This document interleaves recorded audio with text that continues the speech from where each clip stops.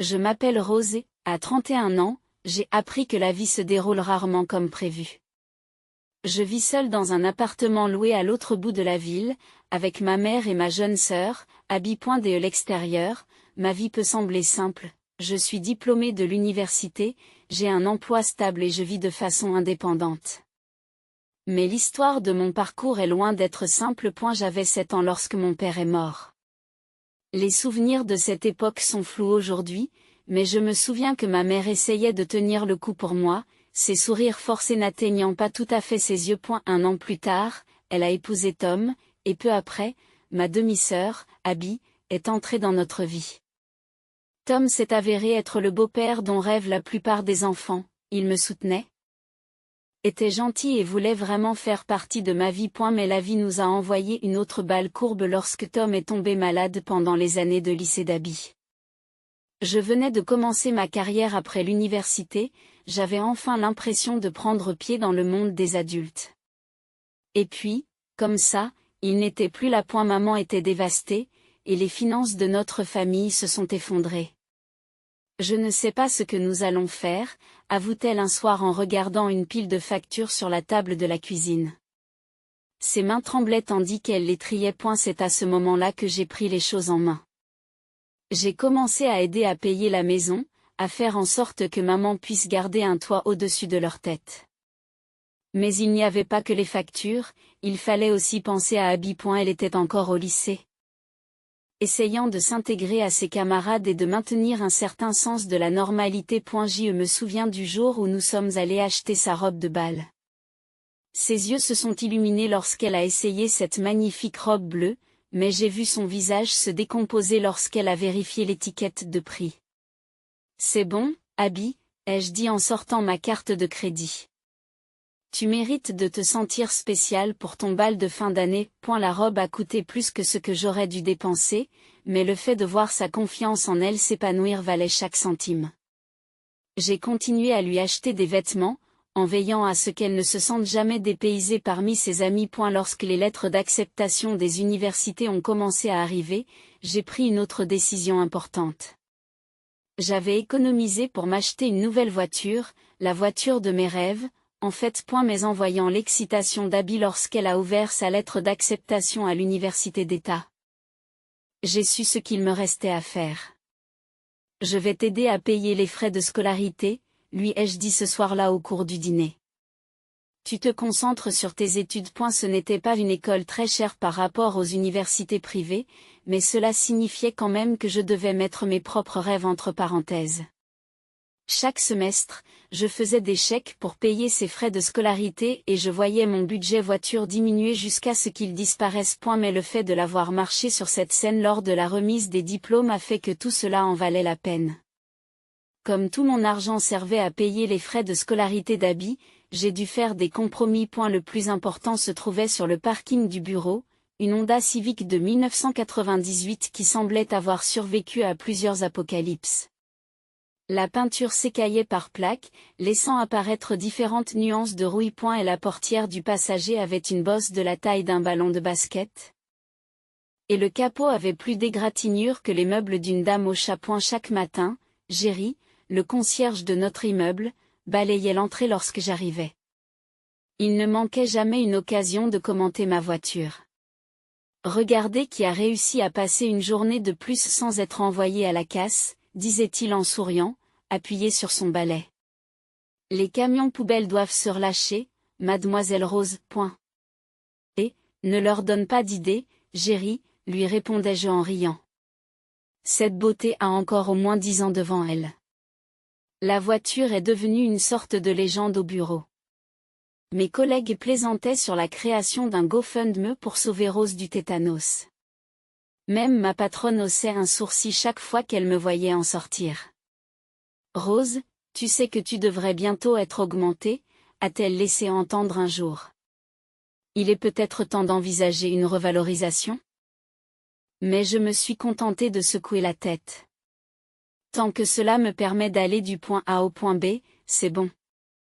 En outre, J'ai d'autres priorités pour l'instant. Ces priorités consistaient principalement à faire des heures supplémentaires, à prendre en charge des projets supplémentaires et à s'assurer qu'Abby avait tout ce dont elle avait besoin pour l'université.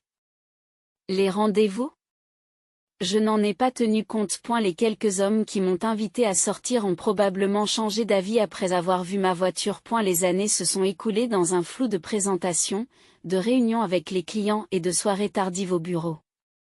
Pendant qu'Abby préparait son diplôme, je gravissais les échelons de l'entreprise. Toutes ces heures supplémentaires et ces responsabilités additionnelles ont finalement porté leurs fruits lorsque j'ai été promu chef de service. Le lendemain de cette promotion, je suis entré chez le concessionnaire et je me suis acheté une Nissan toute neuve. Rien de très tape à accent grave-l'œil, mais une voiture bien différente de ma voiture rouillée. L'expression du visage de Jerry lorsque je suis arrivé au volant de la voiture le lendemain matin n'avait pas de prix. Il s'est redressé comme un soldat, m'a fait un salut exagéré et a ouvert la porte d'entrée de l'immeuble avec éclat. « Votre limousine vous attend, madame la patronne », a-t-il annoncé assez fort pour que tout le monde dans le hall l'entende. Je n'ai pas pu m'empêcher de rire. Repos, Jerry. Mais je dois admettre que c'est agréable de ne plus avoir à se soucier du tétanos. Et notre routine matinale va me manquer, dit-il avec un soupir moqueur. Qui vais-je taquiner maintenant ? Les voitures des autres sont tellement normales. Et la Nissan n'était pas seulement une voiture, c'était un symbole du chemin parcouru. Abby venait d'être diplômée de l'université, ma carrière décollait et, pour la première fois depuis des années, j'avais l'impression de pouvoir respirer un peu plus facilement. Alors que je pensais que la vie s'installait dans une routine confortable, Abby est passée à l'improviste dans mon appartement un samedi matin.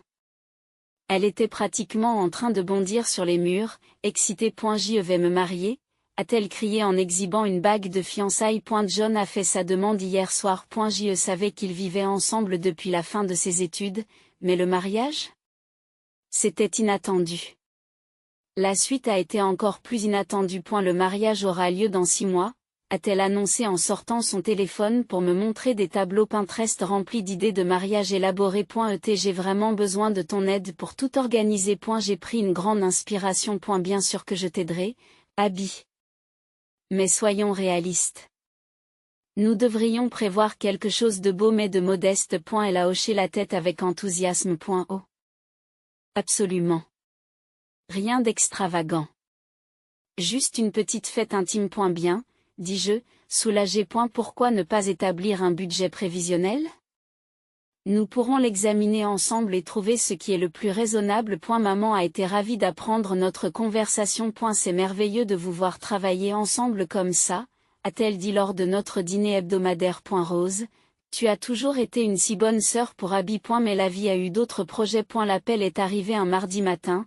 Grand-mère Hélène, la mère de mon père, était décédée dans son sommeil. Et la nouvelle m'a frappé comme un coup de poing dans le ventre. Elle était venue à la remise de mon diplôme universitaire, m'envoyait des cartes d'anniversaire chaque année et prenait toujours le temps de nous appeler le dimanche. Les funérailles ont été modestes mais magnifiques. Alors que j'écoutais le pasteur, les souvenirs ont afflué. Les biscuits de Noël dans sa cuisine, l'heure du conte dans son jardin. La façon dont elle me donnait des bonbons pendant la messe quand maman regardait. Je n'avais pas réalisé à quel point ces appels hebdomadaires me manqueraient jusqu'à ce qu'ils disparaissent à jamais. Après la messe, l'avocat m'a convoqué dans son bureau. Je ne m'attendais pas à grand-chose, peut-être quelques photos de famille ou les vieux dossiers de papa que grand-mère avait conservés. A eu lieu de cela, il a glissé 2 documents sur son bureau, l'acte de propriété de la maison de grand-mère et un relevé bancaire indiquant un virement de $300 000 sur mon compte. J'ai passé les semaines suivantes à emballer mon appartement et à emménager dans la maison de grande Ashmer. A eu début, c'était étrange de dormir dans la chambre d'amis que j'avais utilisée pendant les visites de mon enfance. La maison était remplie de souvenirs, certains heureux, d'autres doudaches amers. Je ne pouvais pas encore me résoudre à changer quoi que ce soit. Pas même le papier peint fariné de la cuisine que j'avais toujours trouvé un peu exagéré. Abby a encore débarqué à l'improviste, cette fois au moment où je déballais des cartons dans le salon. « Oh mon Dieu, Rose, tu as de la chance !» s'est-elle exclamée en passant sa main le long de la rampe d'acajou. Cette maison est magnifique, et tout cet argent aussi. Tu parles d'une chance inouïe. J'ai posé la boîte que je tenais et je me suis tournée vers elle. De la chance? Abby, ma grand-mère vient de mourir. Eh bien, oui, commença-t-elle, avant de s'interrompre devant mon expression. La pièce est devenue silencieuse, à l'exception du tic-tac de la vieille horloge murale de grand-mère. Quelques jours après avoir emménagé dans la maison de grand-mère, je me suis arrêtée chez maman pour notre habituel dîner dominical. Dès que je suis entrée, j'ai senti que quelque chose n'allait pas. Abby était assise à la table de la cuisine, vibrant pratiquement d'une énergie à peine contenue. Rose, s'est-elle exclamée avant même que j'aie pu enlever mon manteau. J'ai pensé au mariage. Maintenant que tu as reçu tout l'argent de ta grand-mère, nous pouvons enfin faire en sorte qu'il soit vraiment spécial. J'ai accroché mon manteau lentement, essayant de comprendre ce qu'elle disait. Qu'est-ce que tu veux dire? Eh bien, tu sais, a-t-elle continué, en sortant un nouveau plan de mariage, beaucoup plus élaboré, sur son iPad. Au lieu de la petite salle que nous avons visitée, nous pourrions réserver l'hôtel Grand Plaza. Et au lieu d'un simple buffet, nous pourrions faire un dîner composé de 5 plats. Oh, et j'ai trouvé cette superbe robe de créateur. Je l'ai interrompue en m'asseyant à la table. L'héritage ne change rien à notre accord précédent, Abby. Son visage s'est décomposé. Mais pourquoi pas? Tu as tout cet argent maintenant. 3 cents,000. C'est plus qu'assez pour m'offrir le mariage dont j'ai toujours rêvé. Cet argent est pour ma grand-mère? Abby. J'ai des projets pour cet argent, j'en investirai une partie, je ferai peut-être des rénovations dans la maison. Ce n'est pas un fonds pour le mariage. Pourquoi es-tu si égoïste? S'est-elle emportée, le ton montant. Tu es ma sœur. C'est ton devoir de m'aider. Le mot « devoir » m'a frappé comme une gifle. Je sentais la chaleur monter à mes joues, des années de frustration accumulées ayant soudain explosé. Mon devoir, dis-je en m'efforçant de garder une voix stable. Était-ce mon devoir de payer l'intégralité de tes frais d'inscription à l'université? Était-ce mon devoir de t'acheter de nouveaux vêtements pendant tout le lycée pour que tu ne te sentes pas exclu? Était-ce mon devoir de conduire une voiture qui avait l'air d'appartenir à une casse pour que tu puisses vivre une expérience normale à l'université? C'est différent, a-t-elle protesté, mais je n'avais pas fini. Qu'en est-il de tout ce que j'ai déjà payé pour ce mariage? La compte pour le lieu de réception? Le traiteur? Les fleurs et les décorations? La robe de mariée qui a coûté plus cher que mon premier mois de loyer, maman se tenait dans un coin, remuant méthodiquement une casserole de sauce qui n'avait pas besoin d'être remuée. Les filles, vous devriez peut-être le faire. Abby a repoussé sa chaise si fort qu'elle a raclé le sol. Vous savez quoi? Gardez votre précieux héritage. Je suppose que l'argent montre vraiment le vrai visage des gens. Et c'est le cas de la tienne, Rose. Elle sortit en claquant la porte d'entrée si fort que les vitres s'entrechoquèrent. Le bruit du moteur de sa voiture et le crissement des pneus sur la chaussée résonnent dans la maison soudain silencieuse. Maman finit par arrêter de remuer la sauce. Elle va se calmer, dit-elle à voix basse, mais elle n'a pas l'air convaincue. J'y suis restée assise là, à regarder l'entrée vide où ma sœur s'était tenue, me demandant comment nous en étions arrivés là. J'avais passé des années à essayer de donner à Abby tout ce dont elle avait besoin, tout ce que je pensais qui la rendrait heureuse. Maintenant, j'ai l'impression que tout ce que j'ai fait, c'est de lui apprendre à attendre toujours plus, sans jamais penser au coût, non seulement financier, mais aussi émotionnel. J'ai su que quelque chose n'allait pas lorsque mon téléphone n'a pas cessé de bourdonner. Il y a d'abord eu les messages Facebook, puis Instagram, puis les textos directs. Tous émanaient de proches de Tom, de tantes, d'oncles, de cousins que je connaissais à peine, mais qui étaient restés en contact par l'intermédiaire des médias sociaux après sa mort. Comment avez-vous pu faire cela à votre propre sœur? C'est ta seule sœur, Rose, la famille aide la famille. Je ne peux pas croire que tu sois si égoïste avec ton argent. Chaque message me faisait l'effet d'un coup de poing dans le ventre. Je les ai fait défiler. en essayant de comprendre ce qui se passait. Puis vint un message particulièrement méchant de Sarah, la cousine de Tom. Abby nous a tout raconté. Refuser de l'aider pour son mariage alors qu'on est assis sur un tas d'argent? Honte à vous. C'est là que le déclic s'est produit. Abby n'était pas seulement en colère, elle s'employait à monter les gens contre moi. À eu travail, j'ai remarqué les chuchotements et les regards de travers.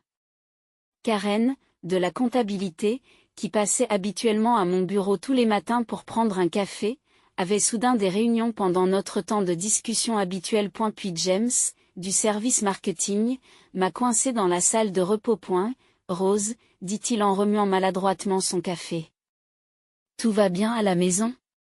Ma femme suit Abby sur Instagram. Elle a posté des choses assez émouvantes sur la trahison d'une famille. J'étais sur le point d'expliquer quand mon téléphone a sonné. L'identification de l'appelant montrait un numéro que je ne reconnaissais pas. Allô? C'est Rose Mitchell? La voix était âgée mais tranchante, comme un couteau enveloppé de velours. Oui, qui est-ce? C'est Margaret Henderson, la grand-mère d'Abby. J'ai entendu des choses troublantes à votre sujet, jeune fille. J'ai eu un haut le cœur. J'avais rencontré Madame Henderson quelques fois lors de réunions de famille. C'était la mère de Tom, toujours à l'écoute d'Abby, mais qui reconnaissait à peine mon existence. Madame Henderson, je pense qu'il y a un malentendu. Ne m'interrompez pas, dit-elle. Abby m'a tout raconté. Comment vous accumulez votre héritage, alors qu'elle se bat pour organiser son mariage? Sais-tu à quel point c'est difficile pour elle? Elle est jeune, elle a toute la vie devant elle.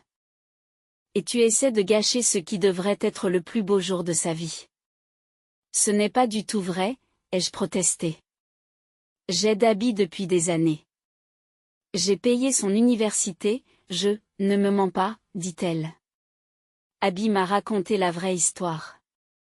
Tu as reçu un pactole de ta grand-mère, et maintenant tu es trop égoïste pour le partager avec ta sœur. Je vais m'assurer que tout le monde sache exactement quel genre de personne tu es. La ligne s'est coupée avant que je puisse répondre. L'héritage de grand-mère Hélène ne datait pas d'une semaine, d'une manière ou d'une autre, il avait bouleversé ma vie. J'ai essayé d'appeler Abby, mais elle ne répondait pas. Après 3 jours d'appels ignorés et de messages sans réponse, j'en avais assez. Je savais qu'Abby serait chez maman pour leur déjeuner hebdomadaire, alors j'y suis allée en voiture. Mes mains serrant le volant si fort que mes jointures sont devenues blanches. Je les ai trouvées dans la cuisine. Maman était au fourneau et Abby se prélassait à la table, faisant défiler son téléphone comme si de rien n'était. Elle a à peine levé les yeux quand je suis entrée. Il faut qu'on parle, ai-je dit, ma voix tremblant de colère à peine contrôlée. C'est quoi cette campagne de harcèlement que tu m'opposes? Abby a posé son téléphone avec une lenteur exagérée. Oh, tu veux dire aux gens la vérité sur ta cupidité? La vérité? Je sentais ma pression sanguine monter. Tu répands des mensonges à mon sujet à tous ceux qui veulent bien t'écouter. Mes collègues posent des questions, les parents de Tom m'envoient des messages de haine, et ta grand-mère, peut-être que si tu n'étais pas si avare de ton argent, je n'aurais pas besoin de dire quoi que ce soit aux gens. Elle s'est interrompue en examinant ses ongles. Mais voilà. Tu peux faire en sorte que tout ça s'arrête. Qu'est-ce que tu racontes? Elle s'est redressée, avec un regard calculateur que je n'avais jamais vu auparavant. Les 20 000 $ sur lesquels nous nous étions mis d'accord? Ça ne suffira plus. J'ai besoin de 100 000 $ pour le mariage. J'y pensais avoir mal entendu. 100 000 $, c'est vrai, elle a souri, mais son sourire n'a pas atteint ses yeux. Tu as 300 000 $ qui dorment là. Qu'est-ce que 100 000 $ entre sœurs? Tu as perdu la tête, ai-je dit en secouant la tête, incrédule. Non seulement je ne te donne pas une telle somme, mais j'annule tout ce que j'ai déjà payé. La robe, le lieu, tout. Abby s'est levée si vite que sa chaise est tombée à la renverse. Tu n'oserais pas les filles, s'il vous plaît, intervint maman en s'essuyant les mains avec un torchon. On ne peut pas en discuter calmement, il n'y a rien à discuter. Dis-je en tenant toujours mon téléphone. J'ai passé toute ma vie d'adulte à aider Abby. J'ai payé son université tous les semestres. Je lui ai acheté des vêtements, sa robe de bal, tout ce dont elle avait besoin. Et c'est comme ça qu'elle me remercie? En essayant de me faire chanter, tu es obligé de m'aider, hurla Abby, son visage devenant rouge. Tu es ma sœur. Et maintenant que tu es riche, tu dois me donner plus. Je ne suis pas obligé de faire quoi que ce soit, répliquait Dash. Cet héritage? Il vient de ma grand-mère. La mère de papa, pas la tienne. Ce n'est pas juste, dit Abby en claquant la main sur la table. Pourquoi devrais-tu avoir tout cet argent, juste parce que c'était ta grand-mère? Nous sommes sœurs. Demi-sœurs, corrigeai-je, regrettant immédiatement la dureté de mon propos. Oui. C'est tout à fait juste.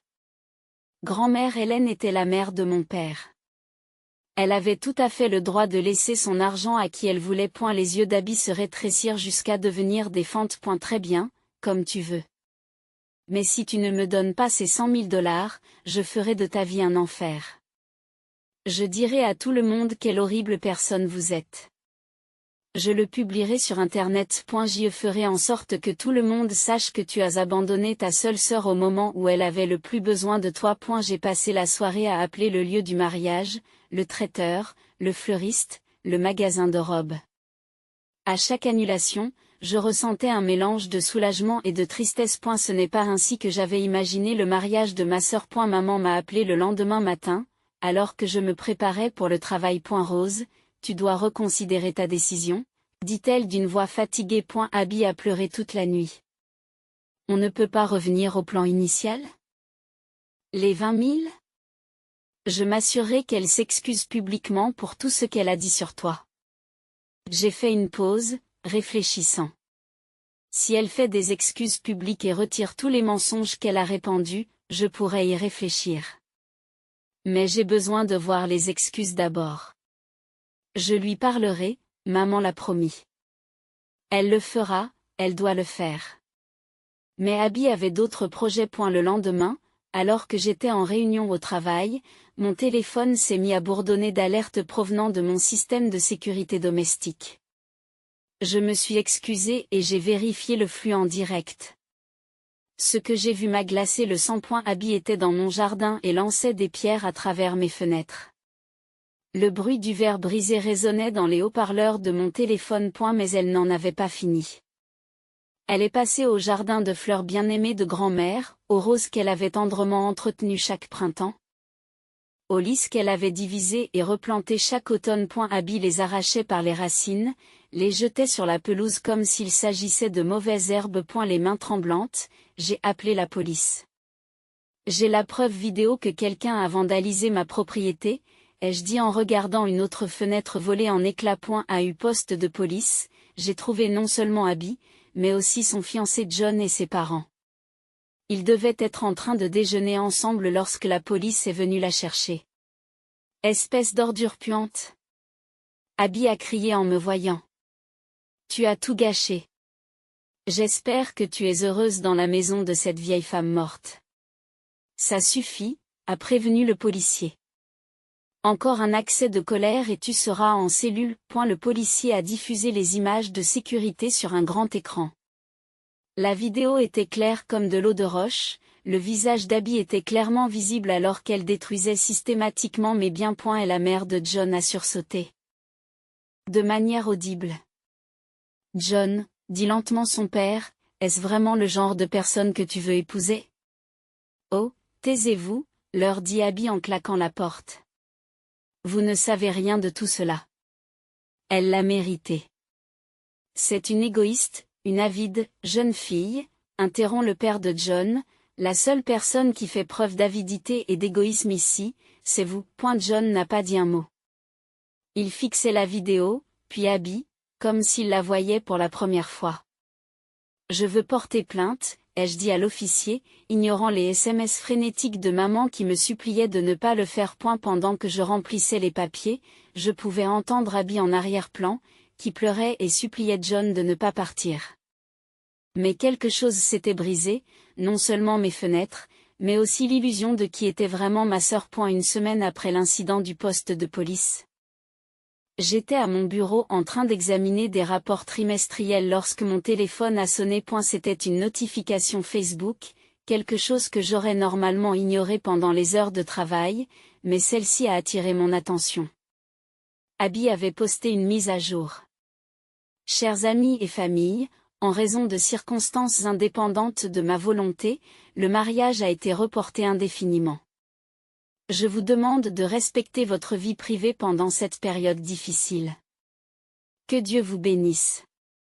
La section des commentaires se remplissait déjà de messages de sympathie de la part de personnes qui ne connaissaient pas toute l'histoire. J'ai fermé l'application et je suis retourné au travail, mais mon téléphone n'a cessé de bourdonner de messages de membres de ma famille qui avaient enfin appris la vérité. Sarah, la cousine de Tom, a été la première à appeler. La même Sarah qui m'avait envoyé ces messages de colère quelques semaines auparavant. Rose, je te dois des excuses, dit-elle, la voix chargée de regret. Je viens d'apprendre ce qui s'est réellement passé par la mère de John. Et John a repris la bague. Et elle a dit qu'il ne pouvait pas épouser quelqu'un qui ferait une chose pareille à sa propre sœur. Il l'a mise à la porte le jour même. Il a dit qu'il ne se sentait pas en sécurité de vivre avec quelqu'un qui pouvait craquer comme ça. Elle est retournée chez ta mère maintenant. Après l'appel de Sarah, d'autres personnes ont commencé à lui tendre la main. Les mêmes membres de la famille qui m'avaient condamné s'excusaient maintenant, ayant enfin vu Abby pour ce qu'elle était vraiment. Mais l'appel le plus dur est venu ce soir-là de maman. Rose, commença-t-elle, la voix tranchante. Comment as-tu pu porter plainte contre ta propre sœur? Sais-tu ce que tu as fait à sa vie? Son mariage est annulé, elle a perdu sa maison. Je l'ai laissé continuer pendant quelques minutes, avant de l'interrompre discrètement. Maman. Est-ce qu'Abby t'a dit ce qu'elle a dit à propos de grand-mère Hélène au poste de police? De quoi tu parles? J'ai pris une grande inspiration et j'ai répété mot pour mot les paroles d'Abby, toutes les choses cruelles et haineuses qu'elle avait criées à propos de ma grand-mère.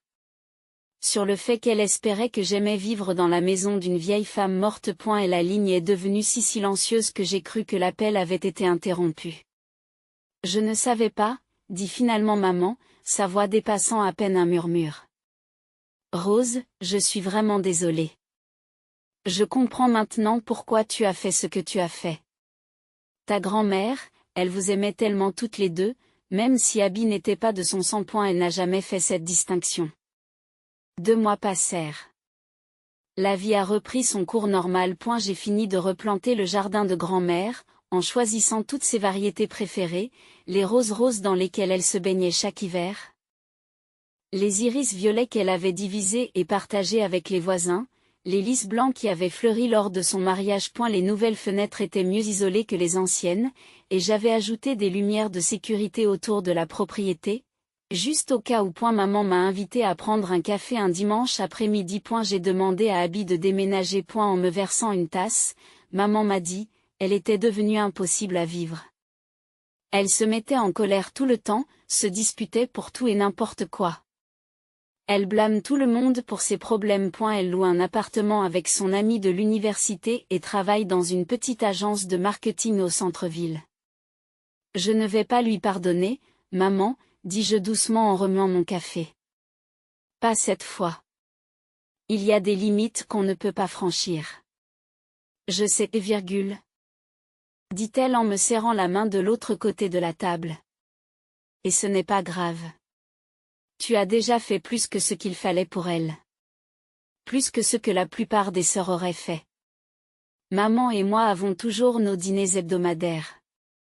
Nous partageons des recettes et des souvenirs, et parfois nous regardons de vieux albums de photos datant de l'époque où papa était en vie, où notre famille était plus petite, mais d'une certaine manière moins compliquée. Nous ne parlons pas d'Abby.